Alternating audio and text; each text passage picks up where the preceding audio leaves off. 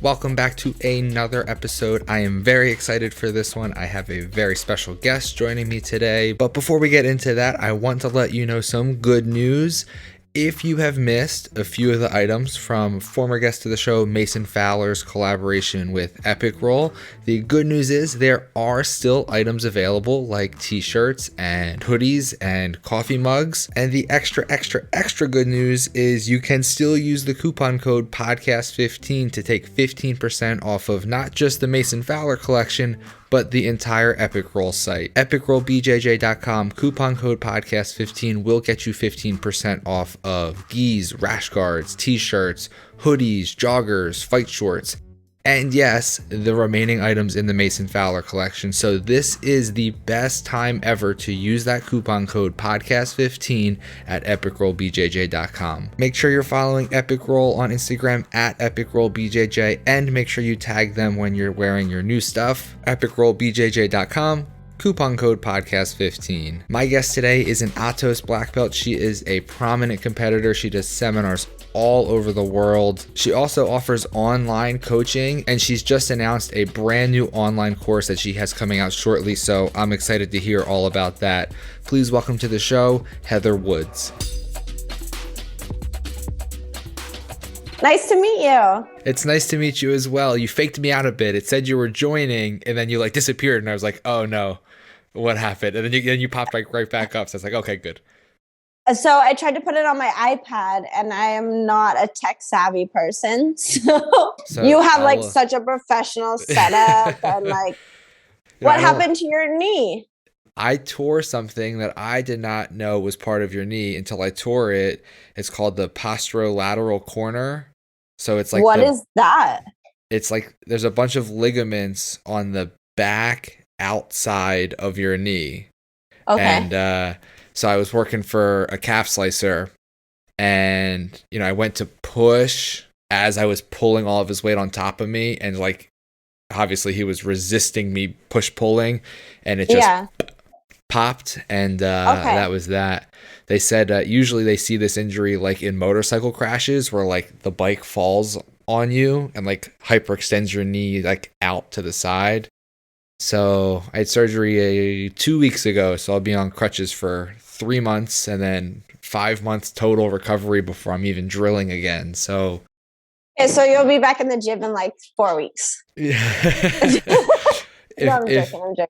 If my wife would let me, probably, but she's not letting me go anywhere. So I was joking with people after I put an episode out the other day, and I have my foot up over here, so it's kind of in the frame of the video of people. I gotta zoom in on my face so people aren't staring at the bottom of my foot the whole time. But it is what it is.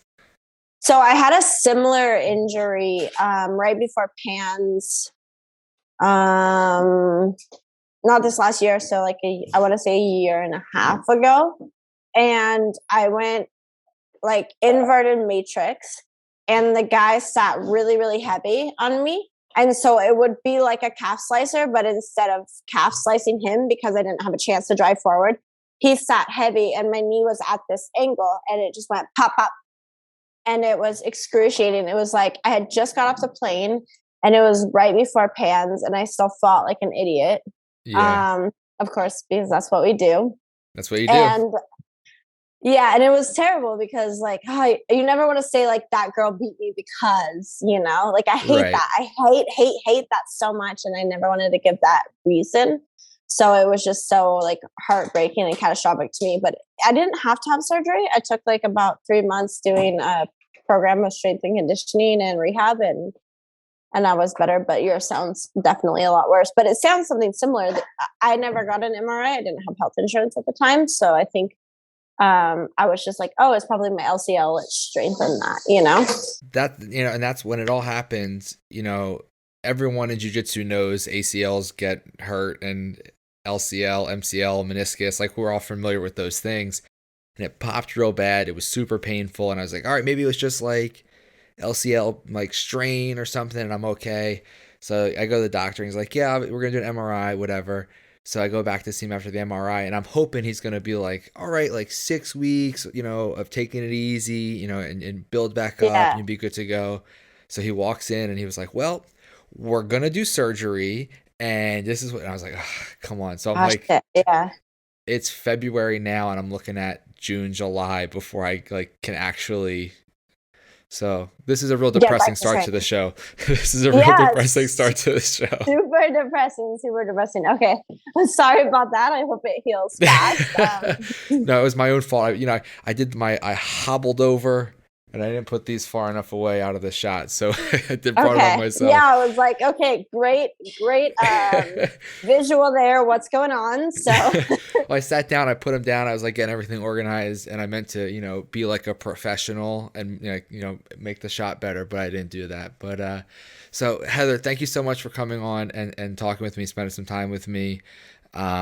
One of the first things that I always ask anyone who ever comes on the show just is, how did you get started in jiu-jitsu and how did you find the sport? about 10 or 11 years ago, I was living in Los Angeles. I lived with a couple of guys. They fought in like Bellator, Combachi. Is that what it's called? The one in Close Mexico. enough.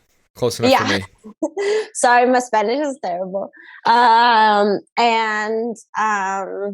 they fought MMA, and I went to a lot of their classes, and they would teach like Muay Thai, kickboxing, Thai pads, like self-defense, all these other classes. So I was living in LA and I went to their classes, and they kept telling me like, you should try jujitsu. And I was like, no, that's gross, because they would come home with like, they would come home with staph and ringworm and all this nasty shit. And I now realize it was because, now that I'm in the sport, I realize that because they came home, played video games in their sweaty ass clothes, and then just like soaked into it for Yeah. hours. And that was why they got skin infections. It was not so much the sport is dirty. They were dirty. Yeah, you can't And do I it love that way. them. You can't do it that way.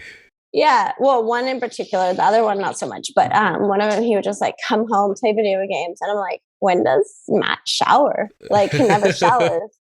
So I just figured he showered at the gym. But no, he was getting like staph and ringworm a lot because of that. So You would think after one time you would change it up a little bit and maybe take a different approach. No, he was just gross.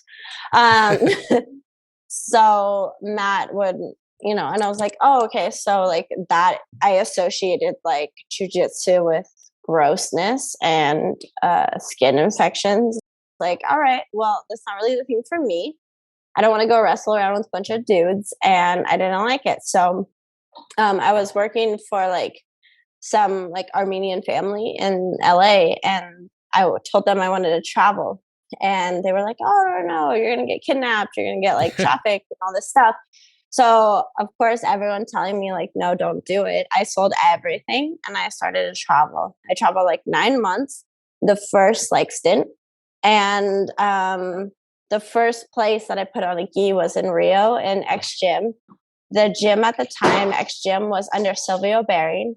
So I don't know if you're familiar with this lineage, but he's an old school dude. He's like super into self-defense, like a really old lineage. Flavio Bering's red belt, maybe, or coral. Red. Yeah, red. And his son, Jan, and Jan's fiance, Paloma, were my first professors. So it was the first time I actually like put on a gi and I put on a belt. Before I had done obviously a little bit of like grappling and arm bars and takedowns. And I had done a little bit in Argentina and a little bit in Uruguay and a little bit obviously in LA with the guys. But it was the first time I actually put on a gi, and I was like hooked. Like I never stopped. And I just kept, I had this journey that I had already planned out. So I continued to travel and train jujitsu. After Brazil, I went to Miami, I went to Europe, and then I went back to Idaho where my parents live, and I didn't have enough. So I, of course, flew back to Brazil. Right back got to a it. job. Yeah, I got a job as an umpire, and just like the journey continued. So it's just like, it's like heroin. Jiu-jitsu is, I mean, I've never tried heroin. Which is a safe assumption. Yeah, it's a safe assumption from what I've seen. But it's definitely an addictive drug. And I have a super addictive personality. So I am happy to have an addiction that is super healthy and like positive and good for my body. Well, I mean, all the injuries aside. Good-ish So for your body. Good-ish. good-ish. I mean, like we can compare them side by side. So Yeah. good-ish, yeah. And you're a black belt under Andre Galvo at Atos, correct? Yeah. San Diego is the mecca of Jiu Jitsu, and Galvo really made a what I would call a Harvard of Jiu Jitsu. Like after I went to a lot of schools, I trained obviously in a lot of places all around the world. And he definitely gives you everything that you need to be a champion. He gives you all the tools you need to succeed. And it's definitely the Harvard of Jiu Jitsu. It's a fantastic school, and he's a fantastic professor. So I got my black belt there, and then I've just been doing like kind of a seminar tour. And now I am visiting my parents in Idaho because I really miss them, and they're really old. Yeah. So. I assume they're not in earshot to hear you have said that they're really old. old. No. I'm at my friend's house. They're definitely not, but they know they're old. Oh, good. Yeah. So when they listen back to this, they won't be surprised that you said that. Oh, they'll be fine. Yeah. Well, when you're training at Atos, like that mat has to be pretty much full of killers every single time you're on the mat, right? Oh, for sure. It's an amazing room. It's a highly competitive room. And it's funny because when I travel around, I always find good schools with good professors. I can always learn, even if I'm teaching at a school, I always try to learn something from the professor. So if I'm teaching a seminar or workshop, I always try to also learn as well. Because I feel like everybody has something to learn, but it is hard to find high level training partners of my size. And when I go to Atos, it's like, I can't stop. Like, I don't want to take a rest round, because even just recently, I went back for like a week. I went to Mexico to teach a couple seminars, and then I would just stop by Atos to see like friends, family, and I can't take a rest round because everyone is good training. Like the teens are good training, and the smaller guys are great training. Like everyone is so technical. Everyone works so hard. They push the pace, the rounds. Like, of course, we all have a little bit of ego, but it's not ego driven. Like it's, they just want to get better. They want to improve, and it's amazing. It's a great feeling. What's the environment like compared to, like, as someone who's trained at tons and tons of different schools, hundreds of different schools, what's the environment difference like at a place like Atos where you have, 100 world champs on the mat at a given moment, and you're at a play and you're maybe doing a seminar, or you're at a school that is less competitive just because they don't have 100 world champs on the mat? What are the environment like? How are the environments different between those two types of schools? It really depends school for school. Like it's hard to compare like Atos to any school, because I feel like a lot of schools have different good qualities. I just don't feel like as a whole they have everything, if that makes sense. So for example, in Idaho, I train in a couple different schools here when I'm visiting my parents, and there's some people who are really competitive, but it's like a smaller group. So actually a nice thing that they have here in Idaho, which is fantastic, is they have a comp training of all the higher belts in one school. And so all the black belts and some brown belts and, some picked students get to do a comp training. And it kind of gives a similar environment to Atos because it has that high level, super competitive edge and super technical, but it just less students, and not always is good for me because a lot of them are like bigger boys, like 200 to 10. Sure. Like, the Idaho, like yeah. beastly boys, and a couple of the boys from Brazil moved here. So I think just the differences is like quantity of quality. Does that make sense? Yeah, for sure. Yeah. So like a good gym in the Pacific Northwest, I was in the Pacific Northwest for 6 months teaching a lot of seminars and a lot of really great gyms that I loved. But to find like that high level, like we can just go balls to the walls, there was only like a few people in every gym. So yeah, just the quantity of quality. Does that make sense? Yeah, I got you. Okay. And when you're traveling so much and you're going all over the place, do you find, is it difficult to stick to like like a training plan or get the work in that you need to get to compete? Or like, how do you adapt what you need to do to prepare for competition and to keep getting better when you are traveling so much?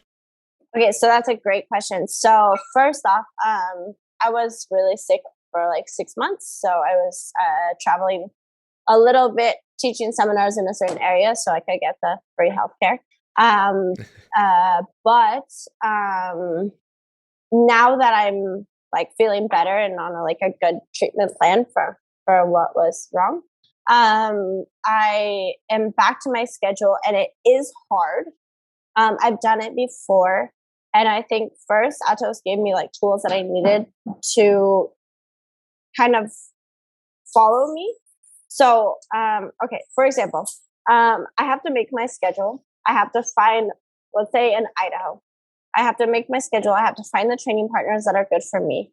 Then I have to plan my week where I have at least enough rounds, enough drills, enough lifting, and enough like hard rounds, like actual good, like female rounds, and somehow moderate that. So it is definitely difficult, but that was why I built the online jiu-jitsu coaching program, because I know that there's a lot of people who don't have Atos. And in this moment, like I understand them, because right now I am visiting my parents and I'm teaching seminars and I don't have all the things that I need. I have the things that I need. I just have to work harder for them. And before, when I would travel, I wouldn't always know what those things were. So now I know what those things are. I have to make a really strict schedule. And I have to, if I can't get, 10 hard rounds in one day, then I have to find someone, even if it's a blue belt, to do like an hour and a half of drilling with me. Because at least I'm getting muscle memory. At least I'm getting, like the fluid motion. I can do situational like sparring with them. I can have them take my back and do back escapes, armbar escapes, EBI rules, if that's what I'm like trying to go for. Like you can always find something. It's just sometimes you don't know what you need. And so now that I know what I need, I've arranged my schedule in that manner to help me kind of modify my training. Obviously won't replicate Atos, but it is definitely, I'm tired. I'm tired, and I'm getting better. So yeah, that's what matters. I want to ask you about the online coaching, and I want to get into all that, but just while we're talking training, just for a second. So if you lived in a perfect week where you got everything you needed in all the places you needed and you had to make no modifications to your schedule, what does that schedule look like between drilling, live rolls, lifting, cardio? How do you structure your training on a perfect week? Okay, well, first of all, Sunday is for wine. and bolo, bang, bolo. I'll pretend that my giant cup of water here is wine, so I can be in the club. Come on, say hi. Ah! Hi, puppers. This is Bolo. Hey, Bolo. So the audio only people right now are missing out on seeing a really cute dog, so that's why they should be also subscribed on YouTube. But you guys, you have to subscribe on YouTube only if it's to see my dog. He is also on Instagram. He's Bolo the Beast. Okay, so a perfect schedule.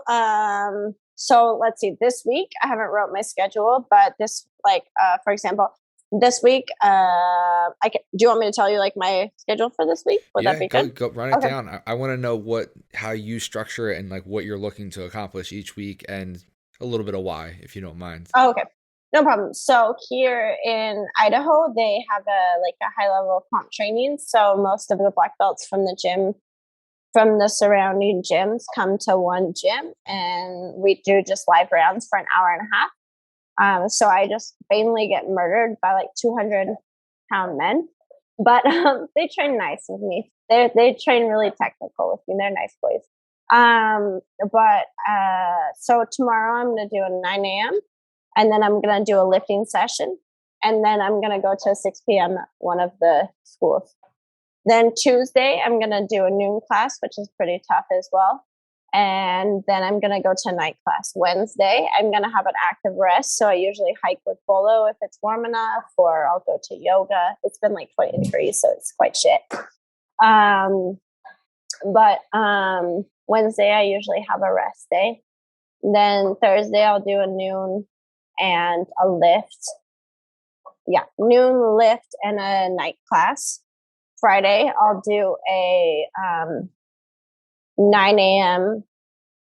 and a night. And sometimes I'll stay. The night classes here are hit or miss. So I'll probably do 1 or 2 in the night just to at least get enough in. Saturday, I will do a lift and an active rest, and Sunday I'll do an open mat. So during the week, I'll also try to find time for 2 drilling sessions, and it just kind of has to fit in wherever I can snag like a blue or purple belt who wants to learn from me for free. For sure. Yeah, He's down to get a free lesson, but has to drill for an hour as the payment. Yeah, they basically have to just do what I want, but most of them are pretty like stoked on it. So so it's usually one full day rest and 1 active day rest, and then usually doubles at least 4 days a week. Okay. So it's a pretty heavy load. It's a pretty heavy load. Yeah. In Atos, I could only do 1, I'm in my 30s, and 2, I had a full-time job. I had my own business. I do eyebrows, microblading. So when I was at Atos, I was, the last year I had my own business. So the last year it was hard to do all 4 comp trainings, not only on my body as like a person in their 30s who is completely natural athlete. It's super difficult. I feel that pain. It's super difficult. So, and also I didn't have a nutritionist at the time, so I wasn't getting enough protein, and I had no idea. Like I was just like, oh, I'm eating food. It's awesome. So those were a couple of factors, but I could only do 2 comp trainings, and then I was doing 5 night classes and 2 open mats, because San Diego, like I said, is a mecca of Jiu Jitsu, and I'm a huge advocate for cross training. Like I love cross training. I think it's like the most fun thing ever. And especially because like in Atos, we all learn the same thing. So the girls are learning the same thing as me. And so if I try to practice the move on them, like they're like, no, that's not going to work. Right. It's hard to apply what you just learned to someone else who also just learned it. Exactly. But I could go to an open mat and just like school the girls and the guys and use the move and actually like apply it and see how it works in a live role with someone who didn't just learn it the same day. So like, I love cross training. I think it's fantastic. So, I really love open mats in San Diego. There's one called Baroom. Have you heard of it? I have not. It's an older guy. His gym, he has a lot of people who are like more in the master division. He's super knowledgeable. It's more of like a chill vibe. He's really, really nice. And he has an open mat every Sunday. And I think one Sunday there was about 17 different black belts. This was before I was a black belt.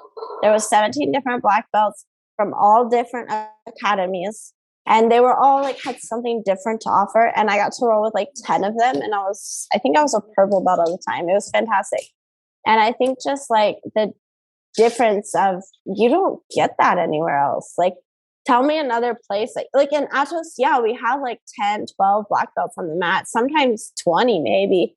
But we're all like the same team, and everyone has different styles and everyone's amazing. But it's just like kind of cool to see like there's like an OG here. There's like the dude who owns Kings. There's like the guy who owns Surf Fight. Like they all come from different gyms. So it's just cool to see like they're so different, you know. It's eccentric. I don't know. It's like cool. Every school has its own style, so you're not going to maybe replicate that with, even if you have 10 black belts on the mat, you know, not one of them is going to have that same style from that other school, and you're getting a blend of technique and talent. That's pretty cool. It's pretty cool to have that many people who all sort of come together and train together. Small little room too. The gym's big. Yeah, it's like the size of a living room, or I don't know, dining room. Depends where you live. The size of a Midwest living room, not a San Diego living room. All right, those are two references for two very specific populations who will get it. Yeah. I'm just going to go with small room on my side. But okay. I want to ask you about the online coaching. So talk me through it. If someone is looking to sign up for some online one-on-one coaching, what can they expect and what does that look like? So, like I said, I traveled a lot. I trained in a lot of places, and I know that not everybody has and gives you all the tools you need to succeed. I'm not saying that your professors don't give you everything that you need. Like, you pay for a service and they provide it for you. They don't need to tell you to bring your mouthpiece. They don't need to they don't need to be your hype man. They don't need to tell you like what you need to eat. They don't need to make your diet plan. They can't make your strength and conditioning program. Those are all things you have to do on your own. And for people like me, like I've always been an athlete, but I didn't even start lifting until brown belt. Seriously, like I started at blue belt, like around, but it was nothing. So I think, for example, strength and conditioning is so important because when you start to be like, I don't know, your age, 30s. I'll be 35 in April, which I might have to edit that out. I'm embarrassed to admit it to the audience, but yeah, I'll be 35 in April. You don't look a day over 34. Oh man, I'll take it. Okay, so especially as we start to get older, if you haven't implemented some sort of strength and conditioning program, you're only hurting yourself. You don't only need it to be a better athlete, but you need it for recovery. You need it to for maintenance. You need it just to imagine for me, I was always a guard player for so long. I recently have started trying to pass and this is my bread and butter now, but my whole traps up here, everything, my shoulders was so tight and I wasn't working my lower half of my body. You have to do a program that encompasses everything. And so the program that I chose to be part of my online coaching is one of the best. He works with Andre Galvao. He does a lot of the Atos competitors, and he has made a special training program just for my online coaching. I also have a nutritionist, which like I mentioned before, I wasn't eating enough protein. There's a lot of people where they're like, oh, I eat well. And I'm like, oh, what do you eat? And they eat trash, but they don't know that they eat trash. So it's really important to know okay, how much fat, how many carbs, how much protein do I need? And then maybe someone to tell you oh, here's some ideas for diets. Here's some, not diets, but here's some ideas for meals. Here's some ideas for snacks. We give you that. And a lot of for you, I don't know, do you cook or did your wife cook for you? I do the bulk of the cooking, but that does not by any means mean that I'm a chef. But yeah, we have two kids. We have a toddler and an 8-month-old, and we try to approach it like I want them to have a healthy foundation and a healthy understanding of just because something is labeled as healthy doesn't mean that it is. And I'm not super crazy where oh, I'm counting the macros for my 2-year-old just yet. Oh, but no. because you know what, there are people who do, and they exist. I mean, it's more so people who are oh, they're not getting enough grams of protein, or especially if they're oh, my kid is too small or too they get people. Yeah. Okay. Just anything with parenting, any aspect of having children, there is going to be a group of people who take it way too far. That just is what it is. But we try to eat healthy. I have a background in MMA. I know what it's like to be cutting weight. I've competed in Jiu Jitsu where I've been cutting a lot of weight, so I know what works and what doesn't. But I'm sure you have found out in your own career, it takes a lot of research to really weed through food marketing, what's really good for you, what isn't, when is it good for you, when is it not. So I like to have, I like knowing that when we cook for our kids, they're eating actual healthy stuff that's going to, suit them in the long run. And I don't think a lot of people do that. And I don't think a lot of people have the knowledge of why things are bad and why they're good. They don't know what makes it. For sure, exactly. And that's a huge point is like, I feel like people oftentimes have the best interests. Like, for example, my parents, they want to eat healthy, but my mom is eating like 4 slices of bread, walking 11 miles and eating like one meal with protein. And I was like, what are you doing? Like, Yeah. that's not, first of all, not enough food. Like, bread is not a meal. And you need more protein. And I'm not a professional. I leave this to the professional, which I have hired to give you the knowledge that you need. So if even if you're a picky eater, she'll be able to adapt your meal plan to fit you. If you're cutting weight, she'll adapt that to fit you. She's amazing. It's incredible. And like you said, it's knowledge. A lot of people don't have the background that you have. A lot of people don't know, or maybe they think they know and they just say need a like little bit of help. they see on a package like, oh, this candy says low fat, so that means that it's Yeah. okay for me to eat. It's healthy. It's healthy candy because it says low fat. Hey Bolo, no candy Oh, for this you. is actually Tater. Oh, hey Tater. Yeah, this is Tater. So you have Bolo and Tater. Does Tater have an Yeah. Instagram? Tater does not. Tater's my best friend's dog, so I'm just here and Oh, hanging out. so I'm getting like a 3-for-1 interview today between you, Bolo, and Tater. I'll Oh take yeah, for sure. it. I love dogs. Yeah, so our nutritionist Carol, she can totally accommodate to even your little. A lot of people are a little nitpicky. For example, me, I can't eat the same thing every day. And I had someone else write a meal plan for me when I was cutting weight. And me cutting weight in this meal plan, like, she was a white belt. She was so cute. And she had like, I don't know, she was so sweet and she just really wanted to try her best. And she actually does really well for women who are losing weight in, like, I don't know how to describe it, just like a normal day-to-day life. Yeah. But I was like, dude, I burn like 2,000 calories a day. Like, you're not even giving me 1,000. I'm gonna kill you. It Right. was like one egg, cottage cheese, and I was like, I can't eat this shit. Yeah. So my nutritionist, she modifies your plan to fit what you need.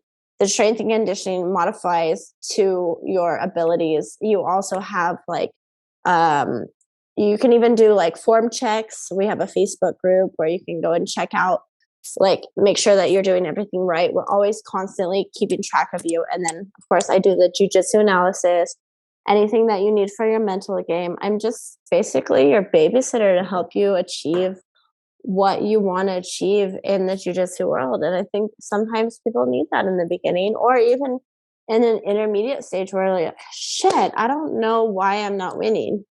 For me, it was a mental game, but I didn't know that that was why.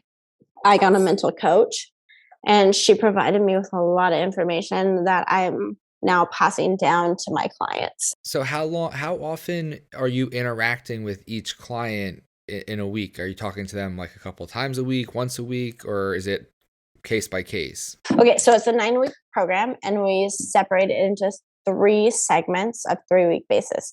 So in the first segment, I give them like a 30-minute consult. We discuss everything, and we just really figure out and hone in on the things that are difficult for them. Some people want to be competitors, some people are hobbyists, some people are like in this middle ground where they're like, okay, I want to compete, but I still have a family. Like, I can't literally live in the gym. So I have to kind of find out where they stand and what works best for them.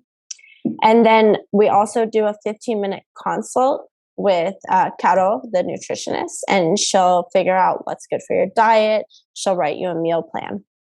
And then we also talk about Electrum Performance, which is our strength and conditioning program. They get their own app. The app they can then, like, for example, yesterday I did a program and I didn't know how to do like some straight leg RDL. I'm still like a newbie to lifting. So I just watched the video. They have a video for every single exercise. So if there's ever something that you don't know how to do, there's a video.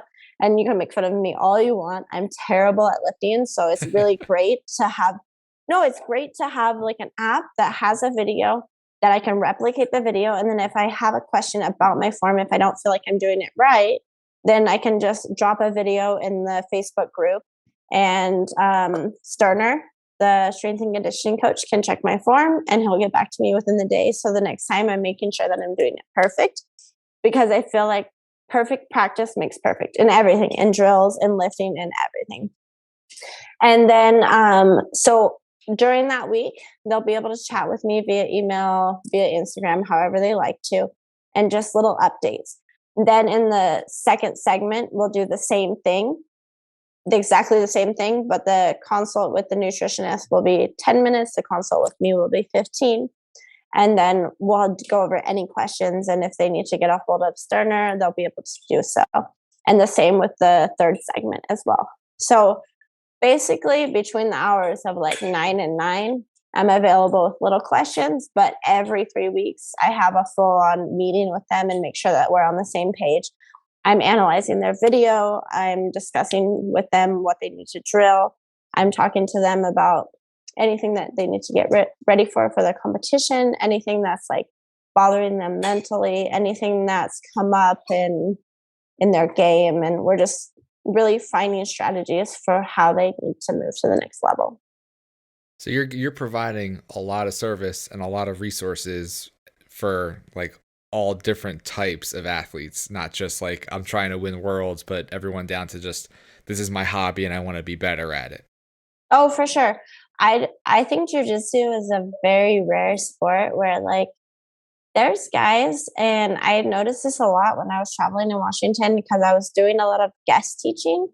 I would do seminars here and there, but I would just guest teach a class because I had to be there for like medical reasons. So I would just guest teach a class, and I really started to talk to guys, and they're like, we love this so much, but we need this or that. We want to be better in this way. And I was like, this is kind of what started this program, because I've seen a couple of girls do this program, and I was like, yeah, you guys do it well, but maybe for like high level athletes. But I feel like I can do it for everybody. There's so many guys out there that I see that are just like, I just want to be better. Like, I just don't want the shit choked out of me every week. And I want to help them, you know? And if they ask their professor, yeah, they can help you. But I think there's other things too that they can do, that they can drill, that I don't know if the professors always have as much time to just baby everyone.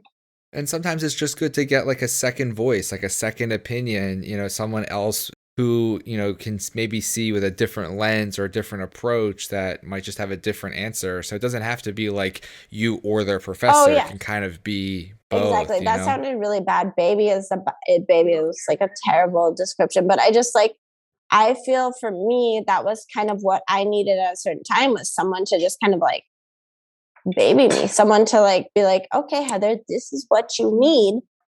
And I just didn't get it for so long. Like, why at Blue Belt? I was traveling all the world. Jiu Jitsu was my life.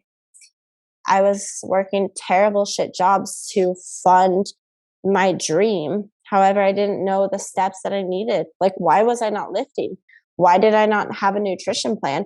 Why did I not have a strategy? Like, I would just go in and fight in a fight. Like, what? Right.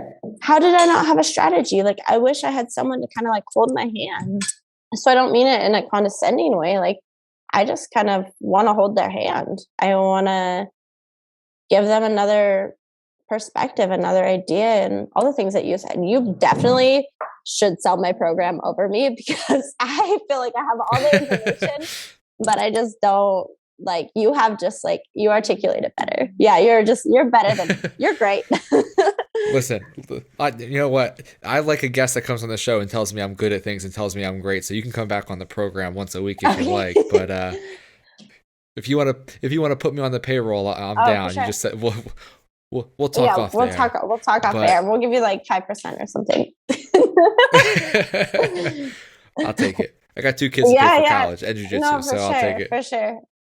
I'll teach them some jiu-jitsu. Well, if someone, I'll take that too. If someone wants to get enrolled and get in contact with you and get signed up for the program, what's the best way for them to do that? So you can just go to my site, heatherwoodsjujitsu.com, And there's a couple links, a couple ways to sign up. There's just like a Google Docs form that you can do, or they can just click on the last page in the contact and email me. Either way. Okay, and I'll link to that below in the description to the episode, so people can just click right through the description. In terms of seminars and seeing you in real life, you have anything planned as far as teaching in the near future? So for seminars, actually, I'm doing something really awesome, and I'm super honored to be doing it. I have the Nogi Summit. It is with Amanda Lowen, Hannah Sharp, Kendall Rusing, and Erin Hurley. And the 5 of us women are teaching a 3-day seminar in Portland, Oregon. And it's like a super, super big honor first for me to be. Sorry, just 1 minute. I'm going to change room. Yeah, take your time. Take your time. Ooh, okay, sorry. It's a super big honor for me to be like a part of this. So I feel like that's fantastic. And I'm super excited. And actually, I decided that I was driving there. So I am going to teach 2 seminars on the way. And then my friend Lucas, I don't know if you know Lucas Barbosa, he opened a gym in Eugene, Oregon. So he has Atos. Yeah. I guess Atos Eugene. I don't know. But I'm going to go and stay a couple days and train with him and see his new baby. And I haven't seen his new baby yet. And then I think I'm going to make like a whole week out of it. So I have 3 seminars and then, 2 seminars, the Nogi Summit, and 3 days of training with Lucas. So I'm really excited about that. So that's what's coming next. And then hopefully, if everything goes to plan, I have a few seminars in Washington, back in Washington in May, and then hopefully to Atos Las Vegas, which I really like. They have a great school, and I want to get there before the heat. So I want to get there in like May. Yeah. May. Yeah. Yeah. It's, oh my gosh, it's got awful. Like I have to wake up at 6, usually like 5:30 to get my dog to the park by 6 to get him to run before it's too hot to be outside. Yeah. So it's just like oppressive, brutal heat, it's right? awful. And in the winter it's too cold, but like I love Vegas. It's super fun. There are so many MMA fighters. Like a lot of the girls like me to train with them and like pay me to like pay me to train with them. So that's fantastic. I really like there's also a lot of Jiu Jitsu there. And I don't know, I like big cities. So the only thing is the heat. So, and my dog. The dog in the heat is the worst. Yeah. Well, like I said, I'm not going to be training until like July. So maybe like August, September. Don't come to the East Coast before then. Like come like Northeast and like put it out to like the fall, and then I'll be good so I can come to a seminar. Actually, I am going to the East Coast. I have a friend in Boston, maybe? No. He's a GFT guy, but I'm going to teach a seminar in his gym. And I wanted to get together with one of the other guys from the East Coast from Unity and do like a dual seminar with him. So I was talking to him about that, and I really want to hit up the East Coast. It's just like I'm not really known on the East Coast. Like I think I know a lot of people here on the West Coast, the Midwest, maybe the Midwest, Pacific Northwest, and Mexico. Like I definitely made a point to make my name in Mexico because that was my intention, was to open a gym in Mexico City. In the past, I changed my mind. But yeah, I think I need to compete a little bit more on the East Coast before I'm teaching seminars, just so that people can see me fight. Sure. So that they can know me, and maybe just even train in some places so that I can meet some people so that like, they know me in my jiu-jitsu. But I definitely want to go to the East Coast, and I think I want to go like right before the winter and the fall when like it's just so beautiful. I went to St. Louis in the fall and it was amazing. Yeah, you got to come like Northeast, see the leaves and all that Northeast touristy stuff. But again, we'll talk off there. I'll give you some recommendations of some places cool. You should go, including the school that I train, so that we can do a seminar. But we'll put that off until the fall. Sure. Okay, awesome. Heather, we were talking Cool. before this about how you have not really done podcasts before, but you're like a seasoned pro today. I think you did a pretty great job. I was. Oh, really? I was so nervous. I had a glass of wine before and I was just having a little bit of wine. Well, we had a baby shower, so I had a little wine at the baby shower and then I had a wine here because I was so nervous. But I appreciate No, yeah, so much absolutely. you having me on. Yeah, you Um, crushed it. You crushed it. I was like, oh, it must be a seasoned pro, but then I remembered you oh said my this is your first goodness. one. I really hope I didn't offend anyone. I've commentated before and people were not a fan. I made way too many inappropriate jokes and like jokes about people's moms. So I tried to keep that to a minimum. I tried to like make my personality like take it down a couple notches. So Well, I hope I did okay. usually as I'm talking, if I'm talking to a person, like I'm making mental notes of like, oh, we got to edit that out, got to cut that out. And you got no Oh, mental okay. notes of having to cut anything. So I think you did pretty good. Oh, wow. I Okay. So I've think you did pretty definitely good. done better. Okay. Fantastic. Well, Fantastic. Heather, thank you so much for coming on. Like I said, I'm going to link to all your stuff, your social media, the coaching, your website, and everything below. But thank you for coming on and chatting with me for a little bit. I really appreciate it. Okay, cool. Thank you so much for having me. And it was really nice to meet you like in person, more or less. You're not on so, Instagram. yeah, for sure. So I hope you guys I hope everyone listening can check out heatherwoodsjujitsu.com. And then if you ever have any questions, you guys can DM me. I'll usually answer within the day or so or just shoot me an email. My email is like on my Instagram. It's on my Facebook. It's on my website. So just ask some questions. Like if it's something that you guys are interested in, I'm super happy to schedule like a free consult and if it works for you, like let's get you going. So yeah, thank you so much and we'll talk soon. All right, thanks, Heather. I appreciate it. Thank you so much to Heather Woods for coming on the show. If you enjoyed this episode, please hit that thumbs up button and subscribe to the channel. And make sure you check out all of Heather's stuff. I will link to everything below in the description to this episode. If you're looking for more content to watch right now, there are some videos over here that I would highly recommend. Not just because I made them, but I think they're pretty good. Thank you all again for watching, and I will see you in the next episode.